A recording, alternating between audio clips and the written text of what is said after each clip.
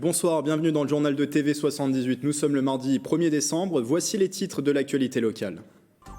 Le début aujourd'hui d'une campagne de dépistage au Covid-19 au Vélodrome national de Saint-Quentin en Yvelines. Jusqu'à demain, vous pourrez y effectuer gratuitement et sur rendez-vous un test antigénique qui livre son verdict en 30 minutes.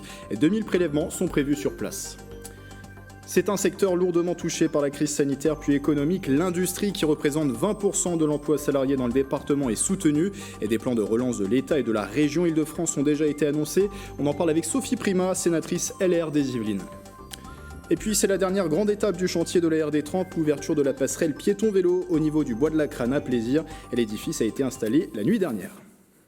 Nous reviendrons également tout à l'heure sur la visite de Jean Castex dans les Yvelines. Le Premier ministre était hier à Trappes.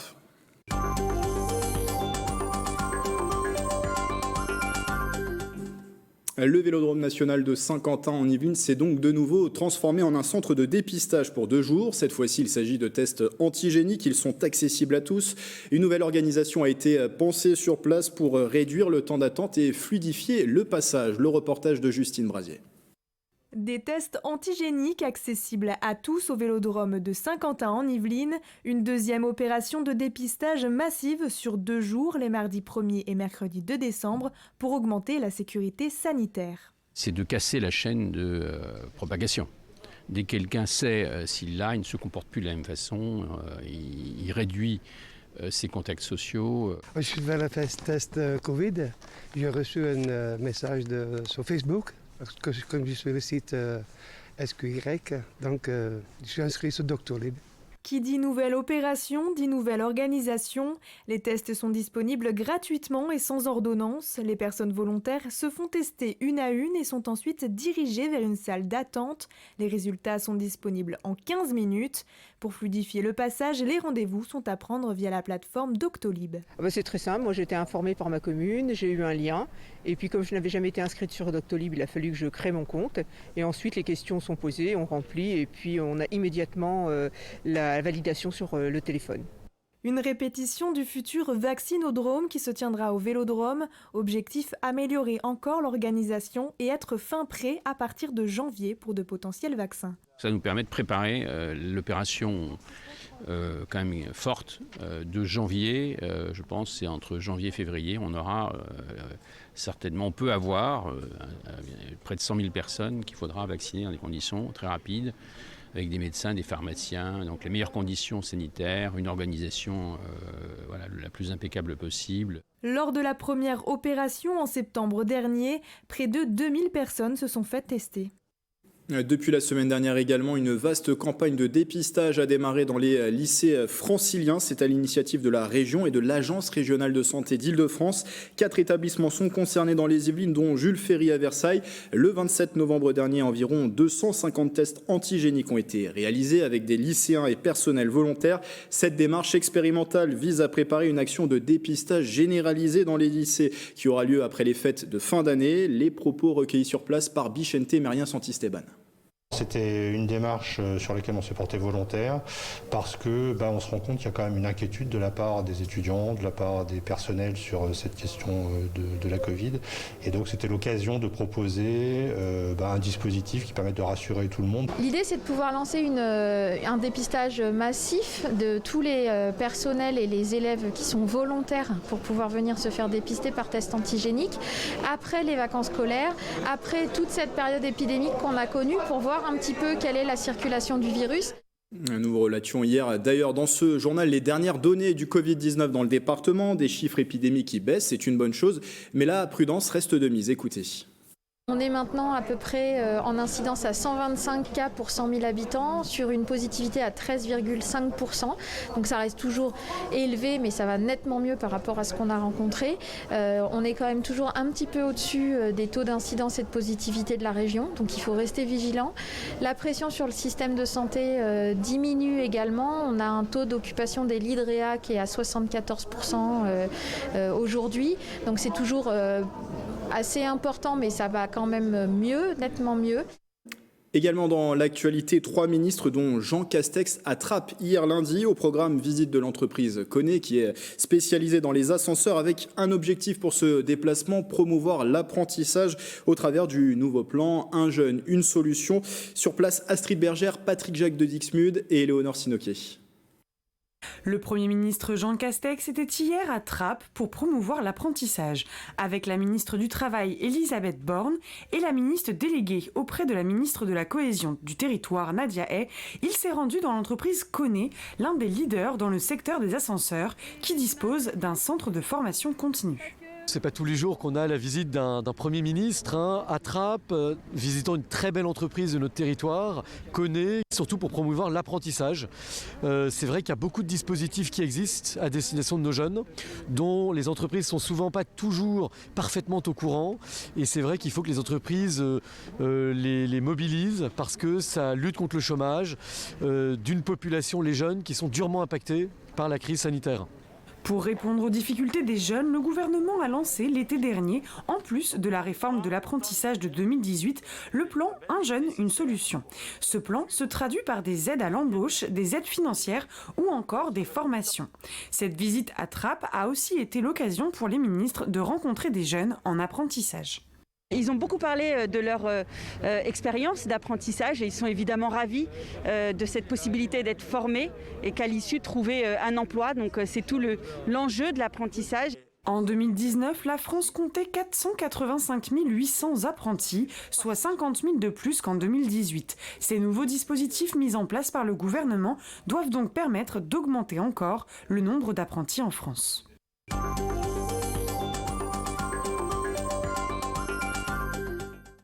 La crise sanitaire, vous le savez, a eu un impact économique sans précédent, d'où la présentation en septembre dernier par le gouvernement du plan France Relance. C'est une aide qui concerne également l'industrie avec la mise en place d'un fonds d'accélération des investissements industriels. 150 millions d'euros débloqués en 2020, 400 millions d'ici 2022. 13 entreprises ont été sélectionnées en Ile-de-France, dont 4 dans les Yvelines et parmi elles, Blue Industry and Science installée au Loges en Josas. Le reportage de Mélanie Poquet et d'Éléonore Sinoquet.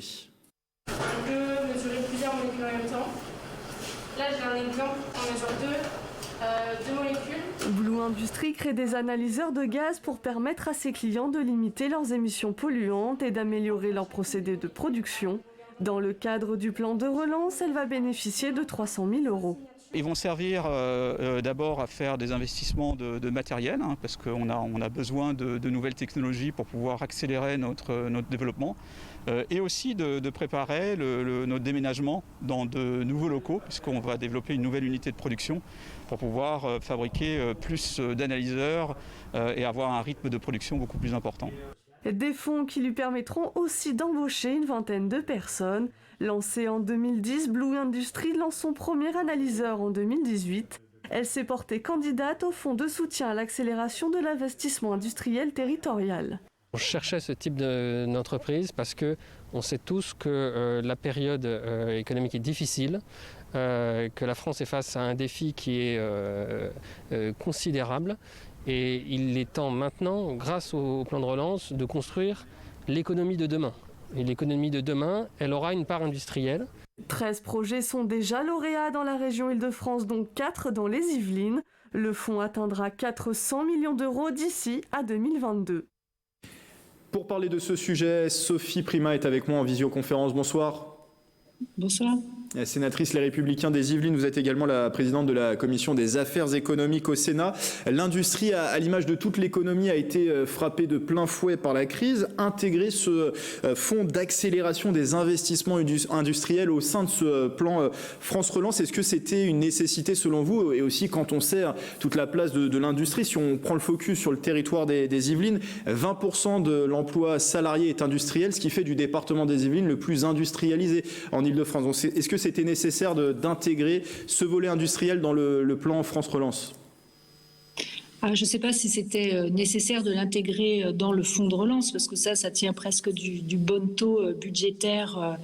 Mais ce qui est important, c'est qu'on ait un fonds qui soutienne l'industrie. On avait eu des initiatives de la part du gouvernement et d'ailleurs des gouvernements précédents pour soutenir l'industrie et surtout la transformation de l'industrie. Je crois que c'est extrêmement important qu'on dote ces fonds à la fois d'argent, sonnant et trébuchant, mais aussi de moyens en termes d'accompagnement pour accélérer en fait la réindustrialisation et la transformation de l'industrie, singulièrement dans notre département, mais partout en France. On va parler des montants dans un instant. Est-ce que, d'après vous, la reprise de l'économie, ça passe forcément par l'industrie ? La reprise de l'économie passe aussi par l'industrie, pas que ça. Il y a d'autres secteurs d'activité, je pense à des industries auxquelles on ne pense pas forcément, mais qui sont des industries par exemple agroalimentaires ou des industries, ou le commerce ou d'autres, ou les services qui ont aussi besoin d'être modernisés. Mais l'industrie, c'est celle qui emploie beaucoup de gens, c'est celle qui a créé de la valeur ajoutée sur le territoire et c'est celle qui peut nous donner des capacités exportatrices alors qu'on est plutôt en retard aujourd'hui. Puis dans les Yvelines et singulièrement dans le nord des Yvelines qui est mon territoire, l'industrie, ça fait partie de notre ADN et c'est très important qu'on garde cette dimension industrielle, mais il faut absolument la moderniser et la transformer. Avec des bassins d'emploi, vous le dites, dans le nord des Yvelines, le long de la vallée de la Seine. Il y en a aussi en matière d'industrie dans la région de Rambouillet et aussi de Houdan. 150 millions d'euros en 2020 pour ce fonds d'accélération des investissements industriels. 400 millions d'euros d'ici à 2022 avec 4 entreprises qui sont pour le moment concernées dans les Yvelines. Est-ce que les annonces du gouvernement sont à la hauteur de vos attentes ? Est-ce qu'il fallait encore aller plus loin ?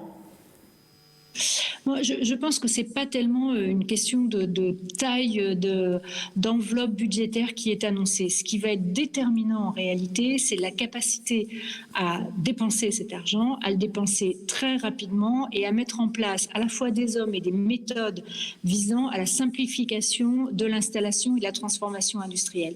La clé, ce n'est pas tellement la taille de l'enveloppe, permettez-moi de le répéter, mais c'est vraiment dans la façon dont on va implémenter les décisions et faire en sorte que cet argent irrigue rapidement les entreprises qui en ont besoin. Alors à côté de ce plan gouvernemental, la région Île-de-France a annoncé aussi de son côté les détails de son programme Relance Industrie destiné aux TPE, PME et aux ETI industriels. 75 entreprises de la région ont été sélectionnées pour obtenir ces aides, un investissement global de 42,5 millions d'euros. Parmi elles, 16 entreprises yvelinoises, dont 2 sociétés saint-quentinoises engagées dans la mécanique de précision. Regardez ce sujet de Nicolas Dandry et de Patrick Jacques de Dixmude. Elle est spécialisée dans l'industrie de précision. L'entreprise mécanique atelier de Coignères fabrique des pièces à partir de machines à commande numériques. Elle réalise plus de 80% de son activité dans l'aéronautique. Impactée par la crise sanitaire, cette PME de 26 salariés a décroché une aide de la région Île-de-France, 450 000 € pour son projet d'investissement. Cette aide va nous permettre de continuer à moderniser notre outil de production, à robotiser et à digitaliser, numériser toutes les informations qu'on peut avoir aujourd'hui et en suivi de production en fait. Le but est de continuer la diversification sur la partie clientèle qu'on avait, où on avait une clientèle qui était très aéronautique et qui malheureusement a été fortement impactée avec la baisse du trafic aérien. Et aujourd'hui, on va essayer de se reconvertir sur le secteur ferroviaire ou militaire ou peut-être automobile. Du côté de Guyancourt, la société Gameka fabrique des pièces pour des prototypes de l'industrie automobile et pétrolière.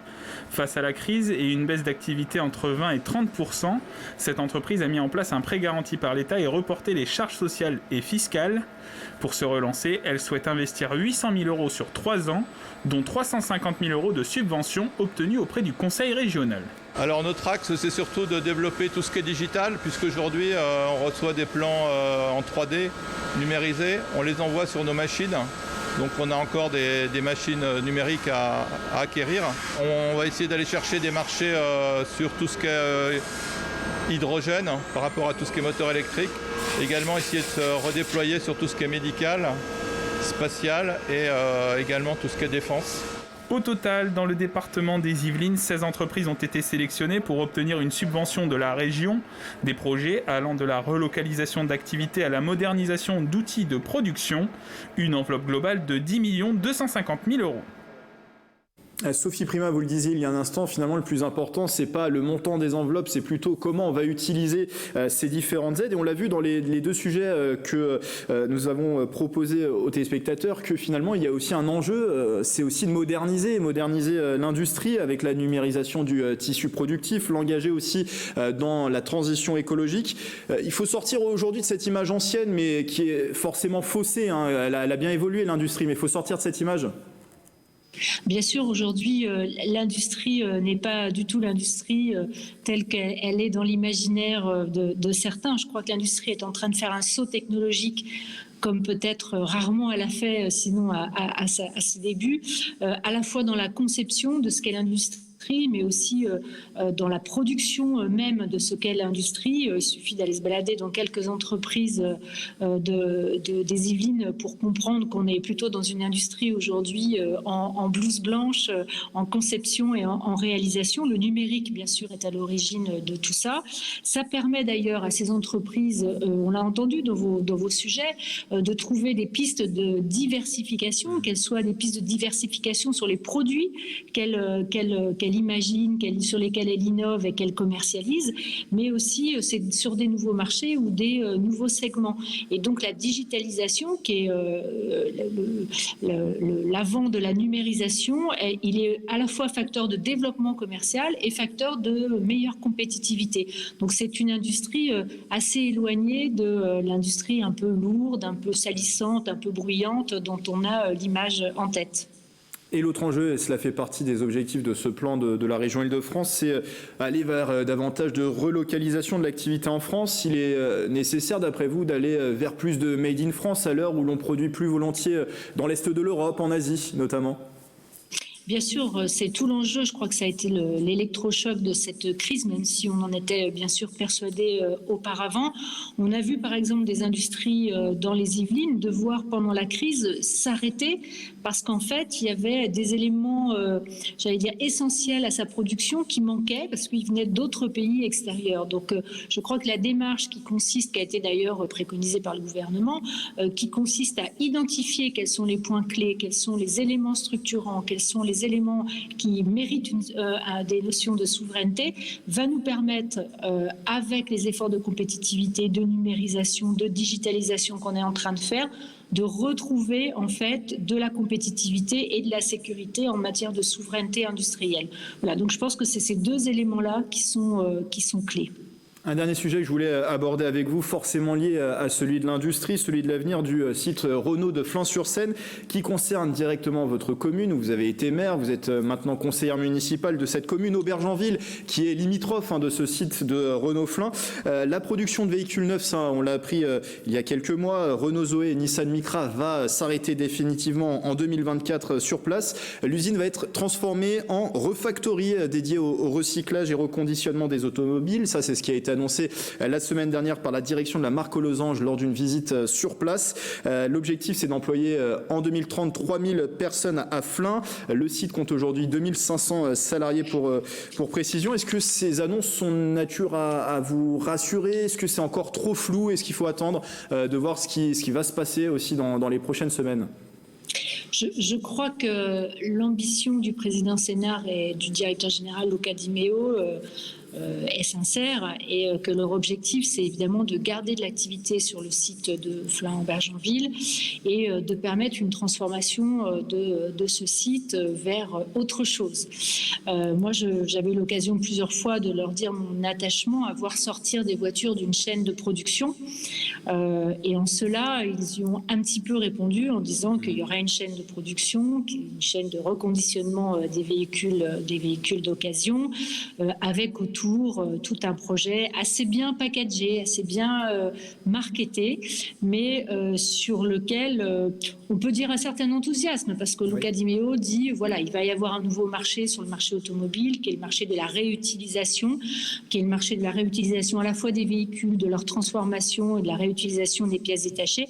pourquoi pas et on peut partager cet enthousiasme. Moi, je regrette toujours et encore, et en cela, je n'ai pas tout à fait fini d'essayer de réussir à faire changer un petit peu Renault de son fusil d'épaule.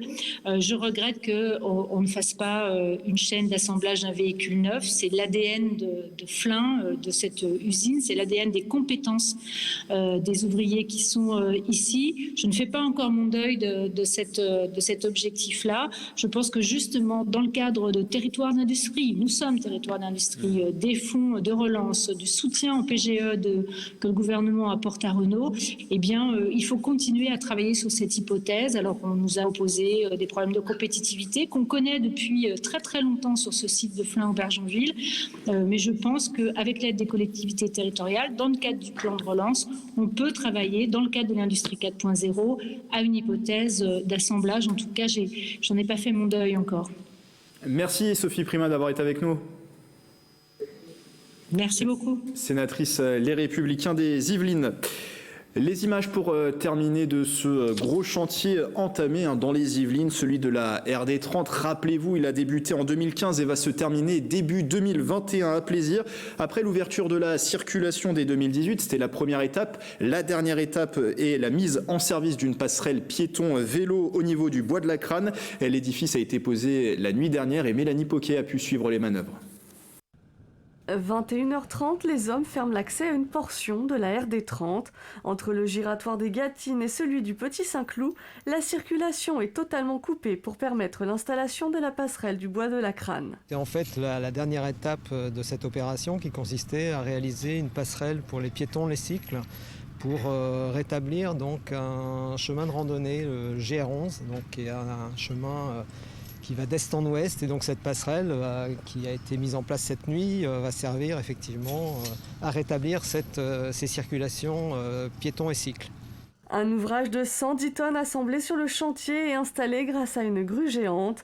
La passerelle devrait être accessible au public dans le courant du premier trimestre 2021. Il va falloir être patient encore un petit peu. Il reste effectivement des petits aménagements à faire, donc un ourdi en béton donc, pour pouvoir circuler sur la passerelle et puis aménager les rampes d'accès de part et d'autre. Donc ça va prendre encore quelques semaines. D'un coût de 87 millions d'euros financé par le département et la région Île-de-France, le chantier de la RD 30 a débuté en 2015. Il a permis de doubler la capacité de cette route départementale en 2018. Plus de 30 000 véhicules l'empruntent chaque jour. Et puis transport toujours, mais ferroviaire, avec le trafic du RERC qui pourrait être interrompu pendant plusieurs jours dans les Yvelines. La nuit dernière, vers 1h30, le coffrage destiné à la réalisation d'une poutre est tombé sur les voies au niveau du quartier Paris-Rive-Gauche. Heureusement, aucun blessé n'est à déplorer, mais une circulation totalement à l'arrêt, notamment sur l'axe Saint-Quentin en Yvelines, Versailles-Chantier. Dans un communiqué, la SNCF indique ce mardi soir attendre des précisions de la part des entreprises responsables du chantier afin de connaître la durée d'intervention nécessaire pour retirer ce coffrage qui pèse 4 tonnes des voies. Voilà, c'est la fin de ce journal. Merci de votre fidélité. Demain, mercredi, vous retrouverez Éléonore Sinoquet pour une nouvelle édition. Belle soirée avec TV78.